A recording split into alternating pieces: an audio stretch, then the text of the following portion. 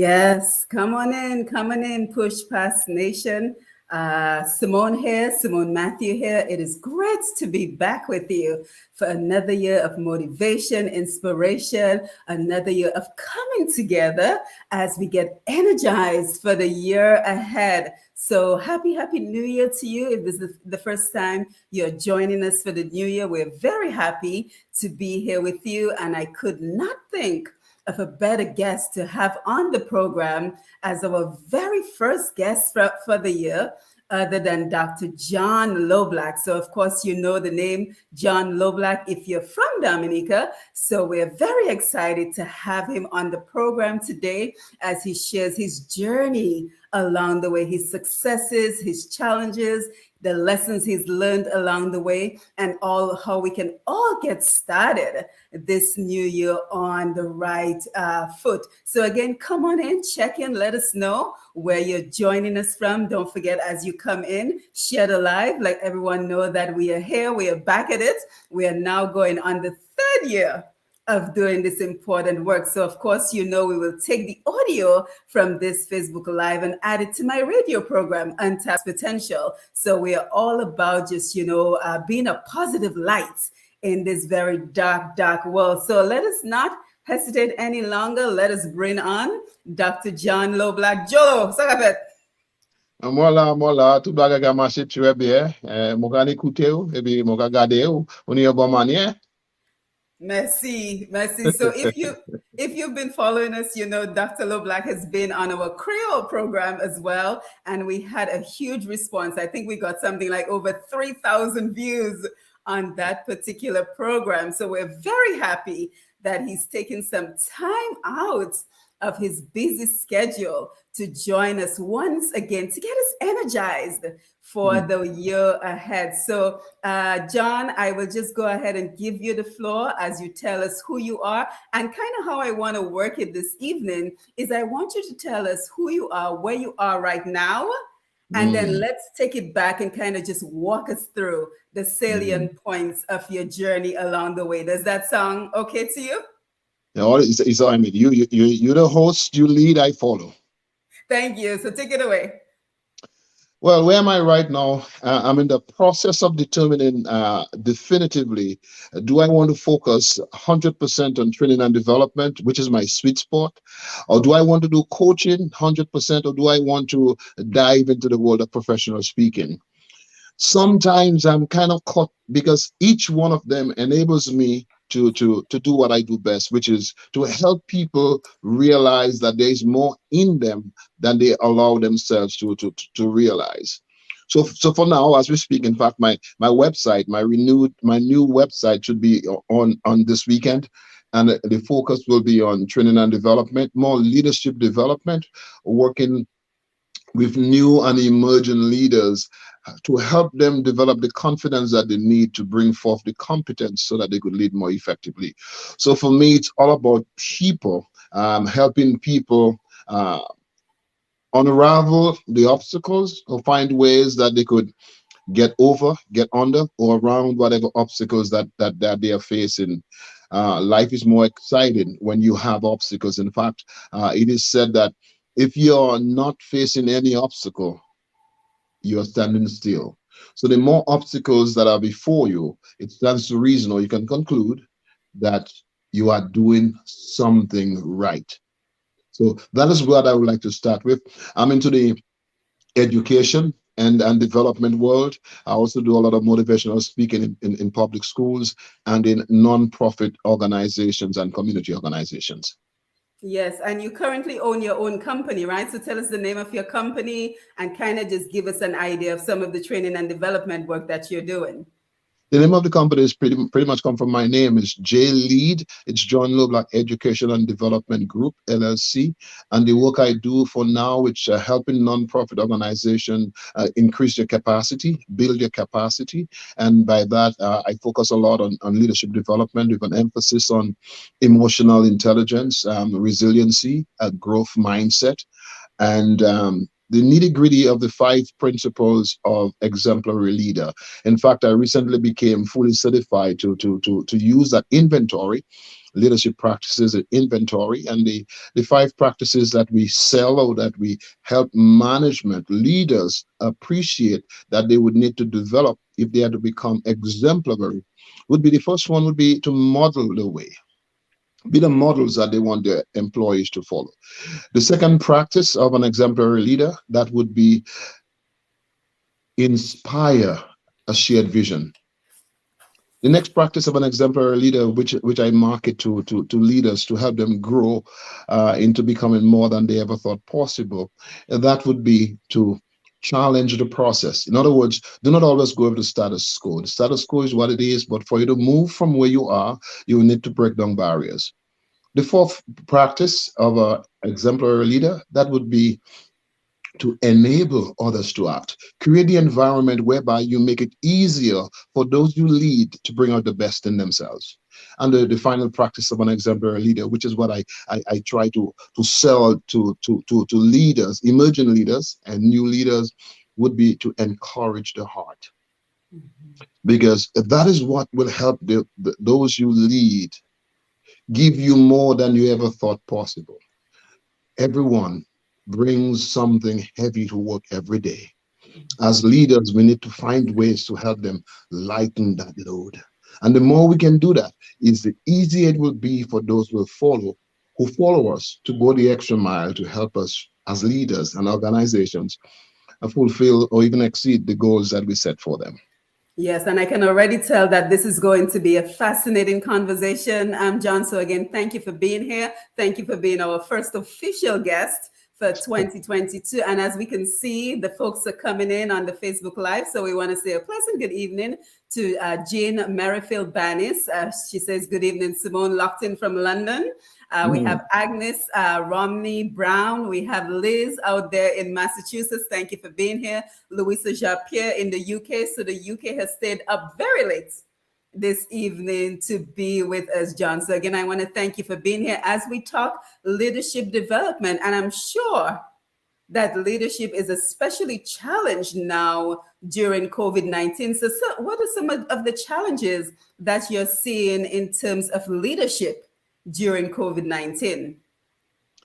I think when we think of a challenge, we could also look at it as an opportunity.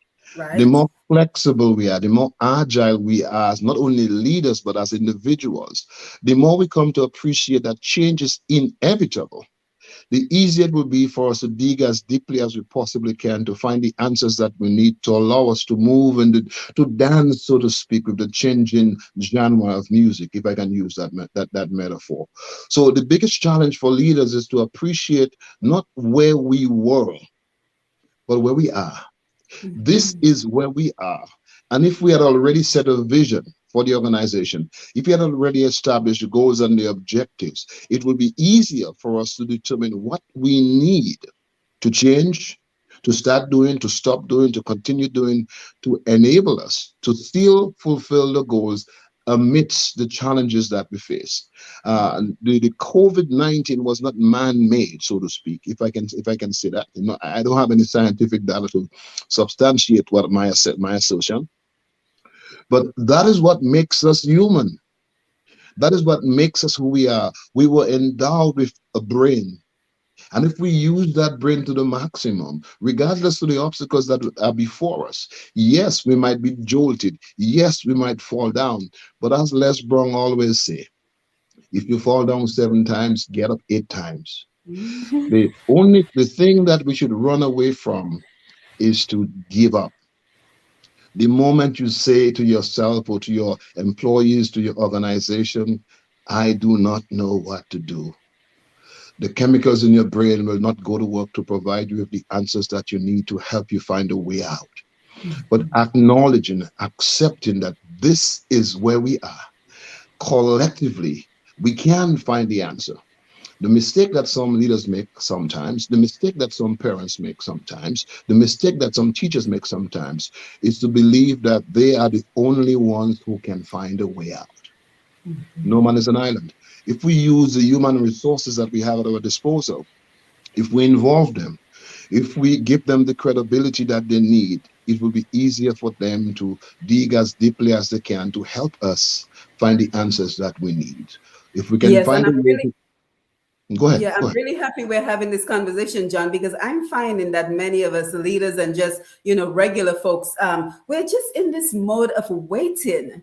And I'm so happy you're talking about being able to adjust and move on, because I find that so many people are still waiting for COVID-19 to be over instead of embracing all the opportunities that COVID-19 has now created. The opportunity, for example, to go beyond your immediate environment. So, for someone like you who was maybe accustomed to teaching in a physical class, limited by your physical location in Florida, now you have the opportunity to jump on a Zoom call and reach people all over the world, even with this program right here. Now, instead of doing this in a physical location in Atlanta, now I'm reaching folks all the way in the UK, as we acknowledged on the live. What are your thoughts on that? It's all about perspective. And Yeah. that's why the first place we need to tackle is the mindset. How Mhm. we look at things will, the results that we get will be based on how we look at things. Mhm. Uh, Two men in prison. I heard that. I hope I'm saying it the correct way. They share the same cell. Every morning they go for the same exercise. They look outside. One feels that he is locked in and all he sees is darkness. The other one sees light, he sees hope. Mhm. And guess who survives? The one whose mind led him It's to conclude mindset. what I'm seeing outside is light. It is all about perspective. I mean, if you look at myself, you and I, we come from an island where I like to say that it's the only island in the Eastern Caribbean that Christopher Columbus would still recognize is Dominica. I grew up in a small house without any running water, but I saw an example. My mother, she believed that her kids would be better, and each one of her kids have master's degrees and more. We come from an island where the average American mistakes for Dominican Republic. Mhm. But we something, a seed was sown inside of you and inside of me and inside those of us who saw the light, who believed that there was more to this life, who believed that there was more to Dominica, who believed that if we just keep putting the left foot before the right one, if we keep doing the little things consistently over time, but it starts with the mindset. And I love to say to people, if you have everything that you ever dreamed of, keep doing what you have always done. But if for some reason you are not getting the results that you thought that you would be getting by now, sit down and ask yourself, if I keep doing the same things over and over, what will I get? Yeah, and you know, Yes, John, that leads me into one of my favorite quotes. If nothing changes, nothing changes. If you're not willing to change anything in your life, nothing is going to change. It's as easy as that. But I'm happy that you brought up your mom, because I don't want to get too carried away into the leadership conversation before we start talking about where you came from and some salient points, salient points along the way that brought you to where you are. So let's just go back a little bit in history and just highlight some of the salient moments that brought you to where we are. But before we do, John, I have to acknowledge our viewers on Facebook, because they're the best viewers in the whole world. We have Nicole Georges. I think you'd oh, recognize yes. the name. Yeah, we She's work together at DBS. Yes, Yusika Isles is watching. Let's see who else we have. Patricia Fontaine, Rosalind John, Rosette John Charles, Wilkins Chester, Francis Rock, Hannah Mendez, Mario John Charles, Nikki Martin, Julie Johnson. Great to see you. Dave Bertrand says good night to Dr. Simone, John, and Push Past 10 listeners. So we have quite an audience with us, John, and we encourage them to continue to share the live. And Nicole says, hi, Dr. Jolo, great to see you. Yeah, Nice to so hear from the call. speaking of Nicole, let's go back a little bit in time and talk about what has brought you to where you are today. Well, surprise, surprise, surprise, surprise. All my life, I thought I was raised in only one house in Elliott Avenue until my sister reminded me or told me that we actually lived in two different places in Elliott Avenue. I would argue with her, and I said no. And I asked how old was I when we were at the first place, residential unit. She said 2. I said, come on, you expect me to remember that? Right. But so it's been a long, audacious road, so to speak. Fortunately for me, as far as academics are concerned, my sister was a natural. She was what you'd call gifted. When she sat for the common entrance exam, she placed 4th. So that tells you how gifted she was. I did the common entrance exam twice, and on 2 occasions they said I failed. Hmm. However, wait not for Jaden Finucane and a number of civic-minded individuals back home, I would not have gone to high school. But they started the Dominica Community High School, and we were housed at the technical wing of the Dominica Grammar School, and we had teachers from the leading secondary schools in Roseau. I remember Education Minister, former Education Minister Rupert Sarando. I remember Alwyn Booley. I remember Josephine Joseph. They were teaching at the established, recognized high school. So they came in the afternoon, 1 o'clock to 5 o'clock, to teach us.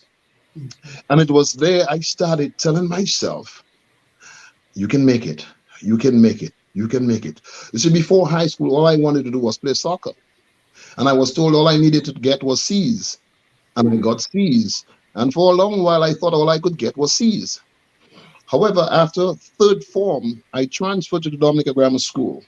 And I remember having a conversation with then Principal Alwyn Booley in his office when I went and asked for the transfer on my own. He said, know that as a transfer student, you will not be allowed to repeat any class. If you fail the final exam, you will be kicked out. I remember tapping Mr. Booley on his shoulder and saying, I got this. And I've never looked back. But soccer, whilst I wanted to be a professional soccer player, and that dream was killed because in Dominica, it's got so many mountains to climb before you could actually get an opportunity for that. Soccer enabled me. Playing soccer, I was 16 years old and playing with players who could be my father. I was the captain of Dominica Grammar School. Thanks to Mr. Ozzy Savre for his inspiration. After finishing playing soccer competitively, I started working at DBS Radio, but it was not easy to get into DBS Radio. That was one of my goals. I thought I could read, Simon. Trust me, I thought I could read. I applied to DBS Radio on 5 different occasions. 5 times. I refused to accept no. On the 5th try, I think Myrtle Solomon, God bless her heart, she probably was tired getting applications from me. So she invited me for an audition.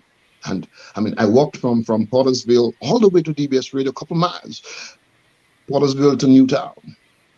When I got to the radio station, Carol Scotland was the secretary. She escorted me to the studio, and she said, Mr. Durant, Tim Durant will be with you in a while. Mr. Durant came shortly after, handed me some news so I could rehearse before he recorded my audition. I did the audition. And then he asked me to step out of the studio. He went and he got Mrs. Solomon. She came in. She and Mr. Durant listened to my audition.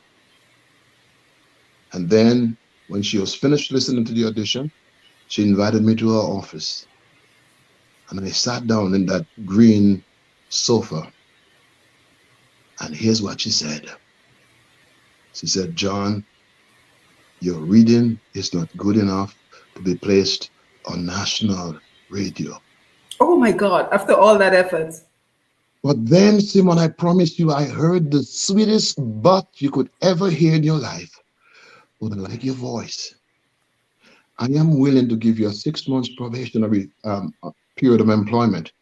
If after 6 months you improve substantially, then we'll offer you a full-time opportunity.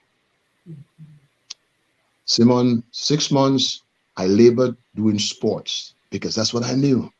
That's what I knew. 6 months later, I was invited to Mrs. Solomon's office again. And she said, John, your reading has not improved to the point where we can offer you a full-time position. Remember, I said I heard the sweetest but previously.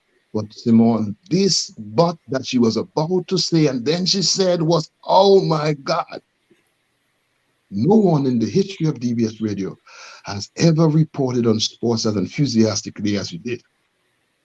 I'm extending to you a 1 year period of employment. I stayed at DBS Radio for 9 years. I became the news editor. Then I went to Marpin. I was a news editor. Then I went to GIS. But That's the John, story. there are so many. My mind is like spinning with all the lessons that you're teaching us right now. And I can certainly see why you are a training and development professional. Because I'm just thinking to myself, this all speaks to two things: having the right mindset and refusing to take no for an answer, believing in yourself. But my question to you, John, because these are all so important, but how do you train for that? Because that came from within you. But what if we want more Johns out there in the world? How do we train for that? Know what you want, and there's one place where we can find all the answers that we need, or many of the answers, I think, is called a book. I like to tell people in today's environment, it is so much easier to find the information you need. You can also find a mentor or a model, someone who is doing Yes. the things that you want to do. But I must give credit, though, Simon, to the mindset that I developed, to Mr. Curtis Town. I worked as an insurance agent for 2 years,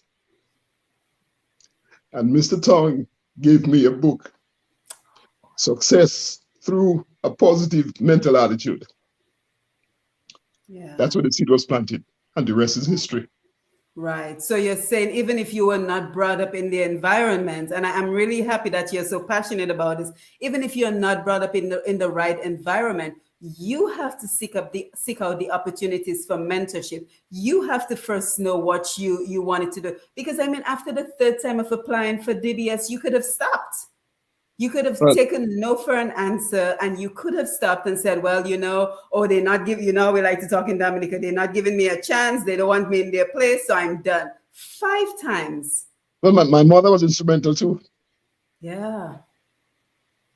Yeah. Absolutely. Yeah. And then I know other challenges came along the way because I know there was a challenge in terms of getting to Midwestern State University, which is where we both connected. We both went to Midwestern State University in Texas. So tell us some of those challenges as well, because those two are pretty profound.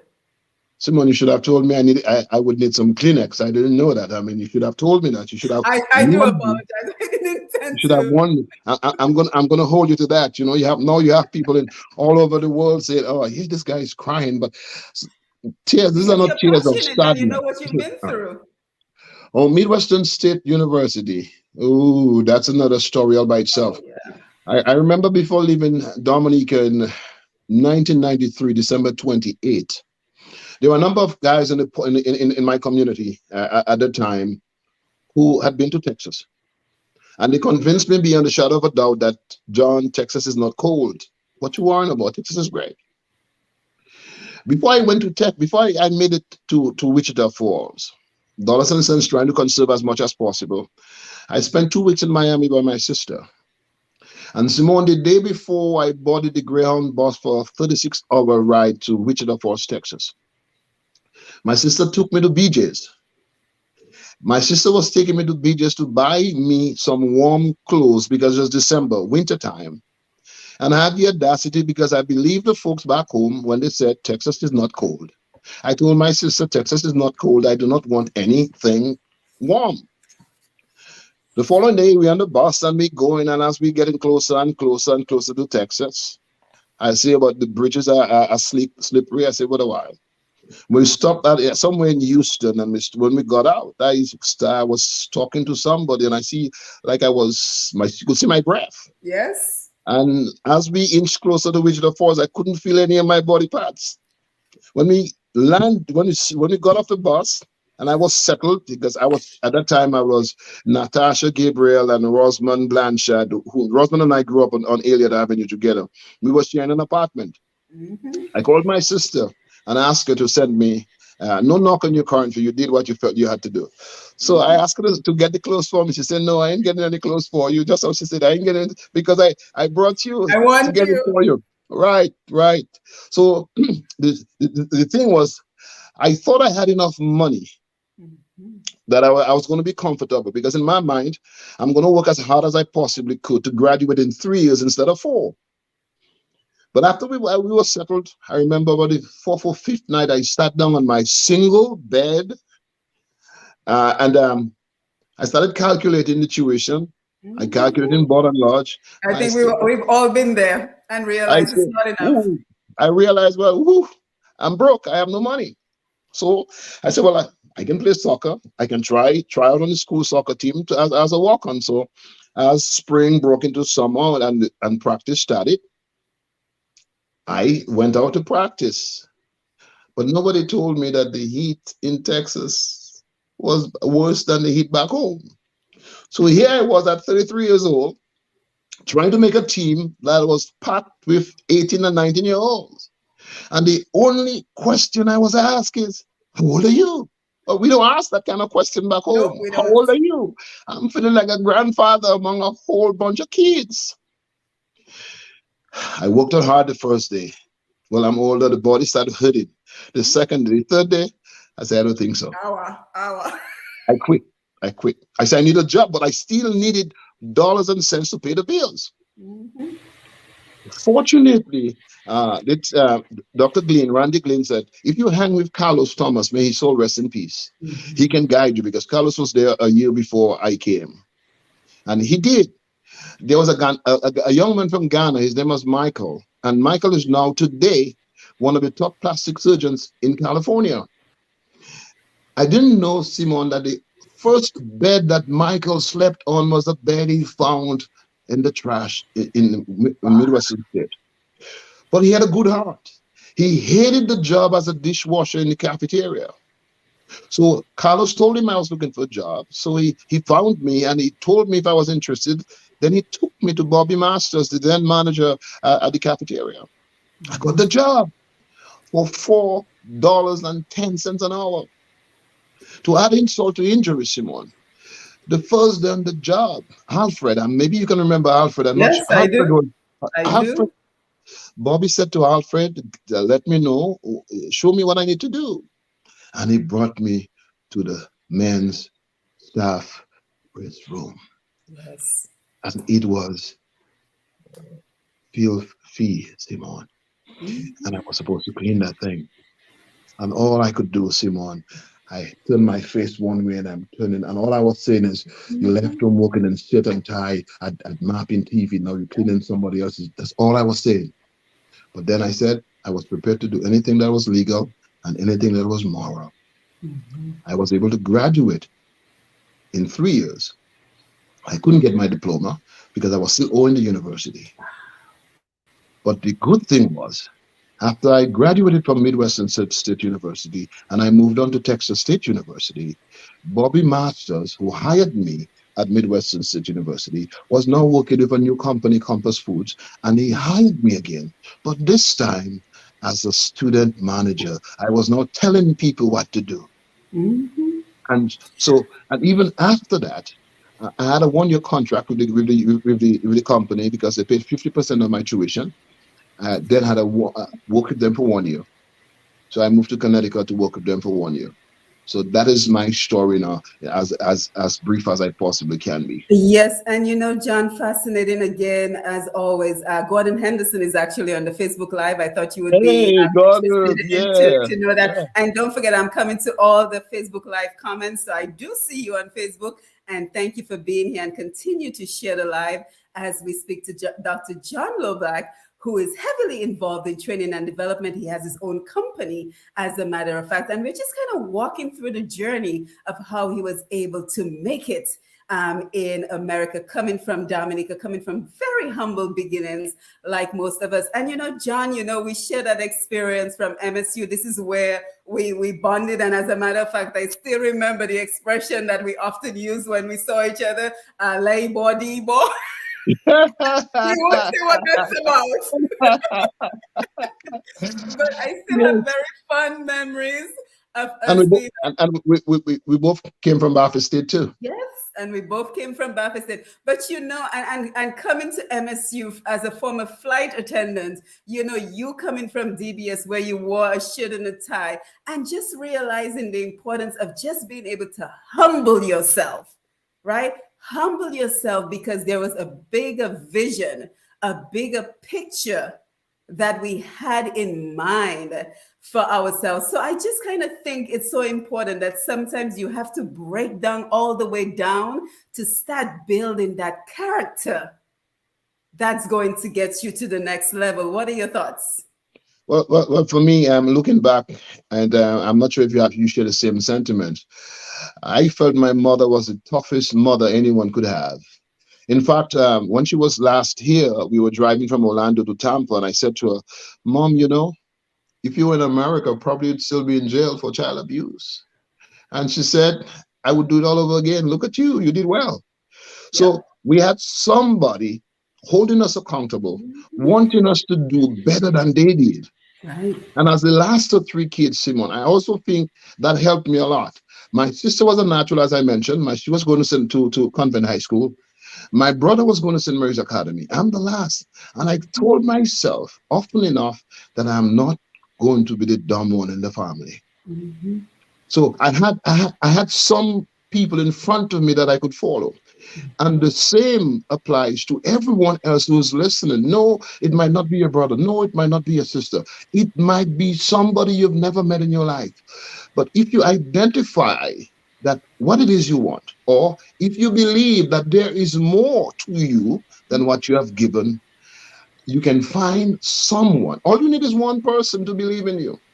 All you need is one person to be the wind beneath your wings, and run as far away as you can from those who want to be the anchor on your ankle. And If you can find those individuals. You are speaking to the choir, because so very true what you said about not wanting to be the dumb one. Because for me, it was my friends, right? So here I was surrounded, who my closest friends are. I don't need to name them. Here I was surrounded by all of them. I was the last to go to MSU. They had all left. And I'm thinking to myself, I don't want to be the one who got left behind. So now I have to work to ensure that I can follow. So it speaks, so many important lessons. Who do you surround yourself with, right? Who are you spending time with? And I always say, sometimes when you want to go from one point to another, it's okay to still associate with your former company. But the people you should really be investing time with are the ones who have gone before you, have created a path, and now they're inspiring you to follow the same path. So I'm so happy that you're with us this evening, John. And I know that you have several lessons that you've learned along the way that I want you to share. And I actually used one of them as the title for the program. It says, "Get your ego out of the way. No one is self-made." So tell us about that lesson. Well, let me preface that by saying we all need an ego. We all need to feel a particular way about ourselves. But once we allow that ego to entice us, for want of a better word, to be condescending to others, once we start feeling that we're more than someone else, then that is where we need to check ourselves.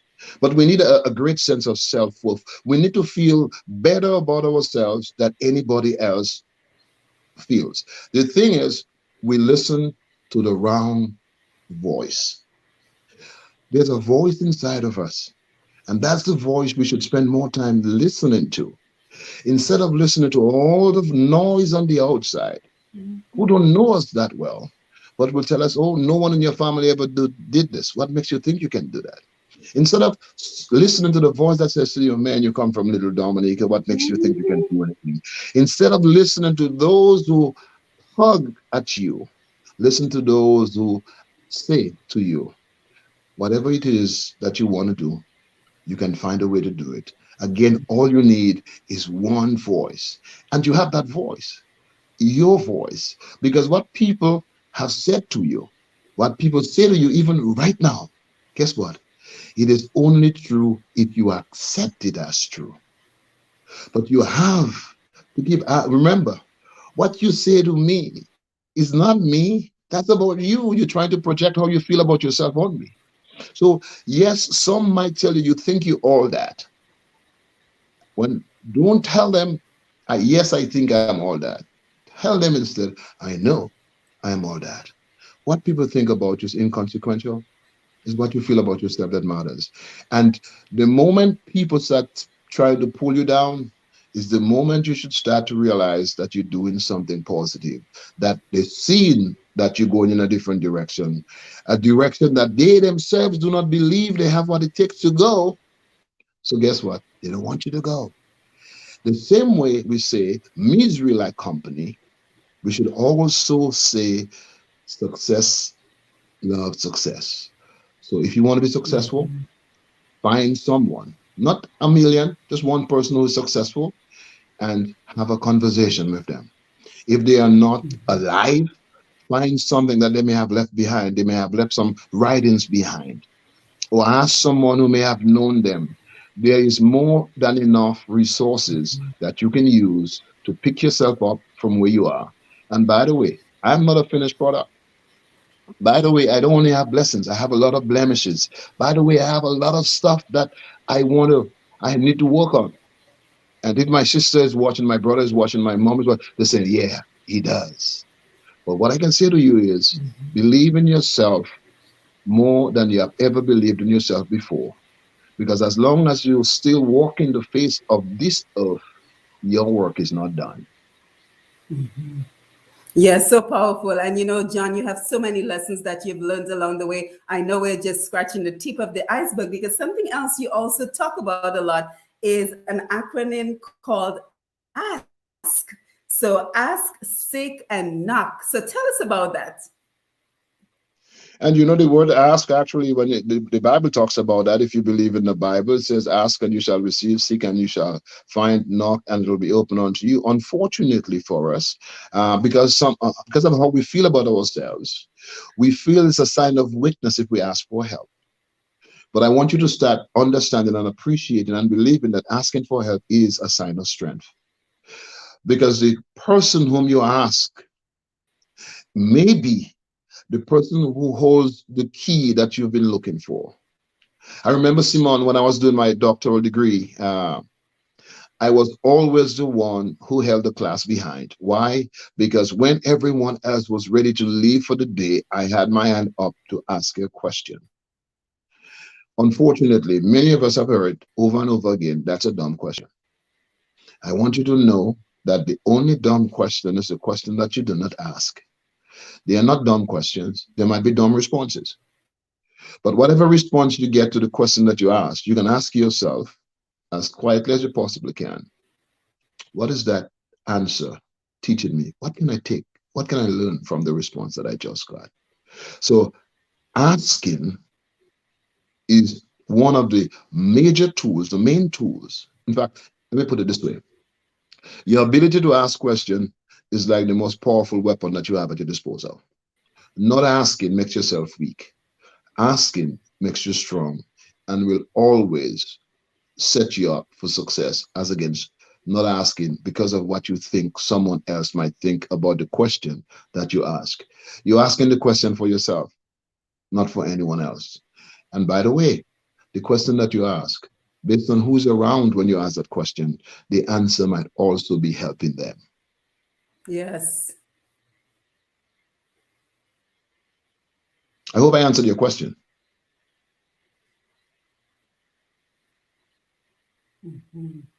Powerful information. And then just one other of your lessons because I know you're on a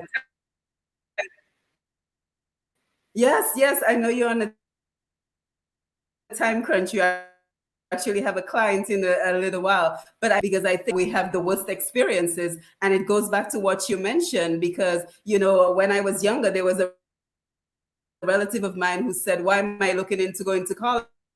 How am I going to pay for it with the rum bottles? Because my father was an alcoholic. Was I going to pay with it using his rum bottles?" So let's talk about the importance of first identifying You're breaking up, so toxic relationships within your family and what can be done about them. well. That takes me back to 2001, I was a substitute teacher. That's how I got into teaching, a substitute teacher at a middle school, Benny Dover Jackson Middle School in Connecticut. And I gave a presentation on goal setting. And we Yes. talked about that Did you very hear the same question thing. about toxic family members? Yes, yes, yes. I heard the question, and about toxic people in your family. So I did a presentation on goal setting, and I encourage a student to only share their goals with those whom they believe have the best interest at heart. Do not share their goals with even members of the family who do not believe in them. And one student asked me, so what do I do about the negative people in my family? I said, there's nothing you can do except pay attention to what you share with them and how much time you spend with them. Your family is your family. You had no decision in who your family is. However, you have 100% control if how much of your ideals, how much of your vision, how much of your goals, how much of your aspiration you share with your family, and who in your family you share those with. Now, I'm not encouraging you to disown your family. I'm only encouraging you to share your aspirations with those in your family who have your best interests at heart. Do not try to, the worst thing you can do is to try to change somebody who does not want to be changed. Accept people for who they are, but keep working on the person over whom you have the greatest control, yourself. Yourself. And it's easy to identify toxic people by the things they say, by how they spend their time, who they spend their time with, and what they say to you when you share something positive with them. Absolutely. Very well said. And let's just take some of the comments on the Facebook Live because we have quite an audience who is joining us for the evening. So we have Jerry Tuitt who is watching, Anne Marie Fevrier is watching, Basi Tousse is here with us, Dada Hyacinth, Gabriel Leblanc is also here. Nicole Judges says it's absolutely the right response, truthful analysis followed by encouragement and training. Sarah Charles, good to see you. Mickey Devon, Marla Henry, Pearl Williams, Moslin Edwards, John, the list goes on and on. Beverly Johnson, Jacqueline Lestrade, Mr. Gordon Henderson, I mentioned. Moslin says, good evening, Simone, your guest, and everyone on this link. Nice to see you. Beverly Johnson is here with us from California. She says, good evening, Dr. Simone and guest. Blessed and safe evening. Let's see, Jane Bertrand, Debbie Murphy, good evening. Joanne Farrell, nice to have you here. Bella L, great to see you. Tom Francis, great conversation. Your attitude determines your altitude. So very true. Let's see who else we have. Sharon Dorable, good to see you. Beverly Johnson, we have to believe in ourselves and know we can do anything through Christ who strengthens us. Very nice. Margot LaRoque has a question for you. She says, why are you so smart, Mr. Loblack? I'm just asking the question, John. Smart, smart, smart. I hope none of my teachers from back home are watching this Facebook Live, because smart is not a word that I would use to describe John or associate with myself. I think what I have done more than I have ever done before. I'm a ferocious reader. I read at least I try to read a book a month, a book a week. So I read at least 48 books every year. But I'm going to cut back, try to get more deep into the books that I read instead of reading a volume. In fact, I asked my sister not too long ago, did I used to read a lot back home? And she didn't answer verbally, but she gave me that look and say, okay, John, you were not reading anything. No. So I read a lot. Busy playing football. That is where I spend a lot of money on books, and I attend a lot of training and development, because I've learned that everything that you want to learn, someone else has already written about it. And if you want it, you can find it. So, and I try to associate with as many people as possible who are singing the same song like myself, going in the same direction, because boy, I'm a work in progress. I wanted to build myself into a 3-story house, and I'm only on the first floor. So I got some more. I got some building to go. So it's a I like question that. I love that. Glenda Shillingford, very good, very good. Sadly true. Great advice. Everyone is appreciating the advice. Debbie Murphy, sound words. John Gloria Laris is here. Sherry Ann Dorival. Margot says, powerhouse in the house. Sharon Bellet, Nixie Alfred. So everyone is here to thank you for being a part of the program. Now, John, just a quick question before we wrap up. What would John today say to John back in Dominica who had not yet figured out a way, a direction for his life? It's interesting. I'm starting a podcast called The Five Questions, and that's one of the questions that I'm going to ask. What advice would I give to my younger self, so to speak? I would have told John that there's only one John Loblack in all the 7+ billion people who roam this earth. There's only one John. Therefore, you have to do the things that John feels is the best things for John.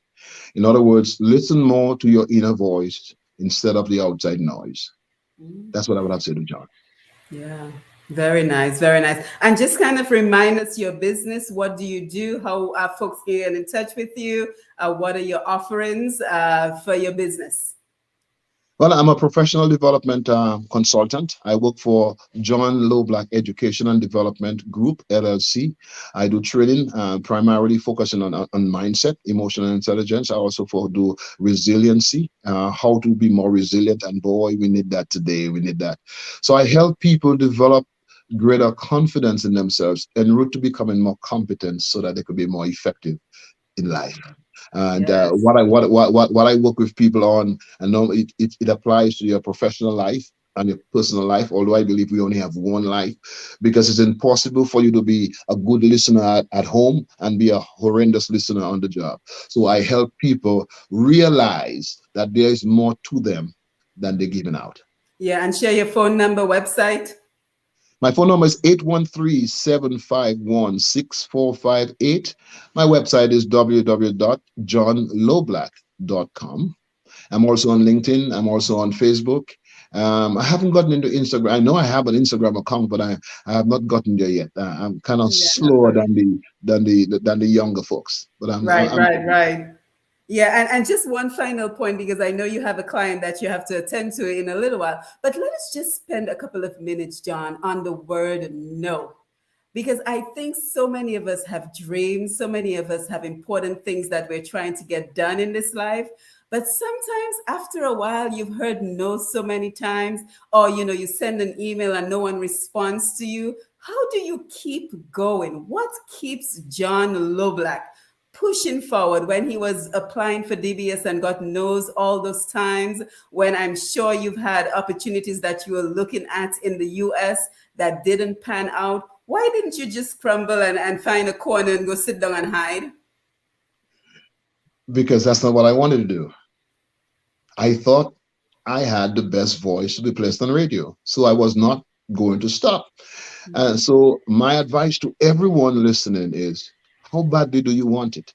Mhm. How badly do you want what someone else is trying to deny you? I've heard a long time ago, you can find your way around it. You can find your way over it. You can find your way under it. If you want it bad enough, when someone says no to you, if you're asking for something that you feel deep in your heart that you want, ask, what can I do that will lead you, entice you, influence you, persuade you, manipulate you to say yes? It's like Mhm. if you apply for a job and you don't get the job, don't just walk away. Find out, what do I need to improve on so that my next interview I stand a better chance. We are afraid Absolutely. to ask. If you want it bad enough, do everything you possibly can to get it. You might not get it now. It does not mean you will never get it. However, you will never get it if you quit. Absolutely. Very well said. So we have a couple of comments before you leave. Beverly Johnson says, we are all works in progress and nothing is a mistake. It's all a learning process. So we do not do the same thing that does not work over and over. Margot says, Simone, you always have the best guests on Push Past 10. Thank you for your efforts. Oh, thank you, Margot. Very kind of you. Rosalind has a question. Do you counsel the youth? That's a great question, Rosalind. Do you? Well, once upon a time, someone always felt the need to say, you can tell, because at my church, I was the one who connected with the young people the most. So on youth Sundays, I was always the speaker because it was easy. I connected with the young people very well, or better than the average minister. I also did the same with the older folks. My personality is my personality. So the answer is absolutely.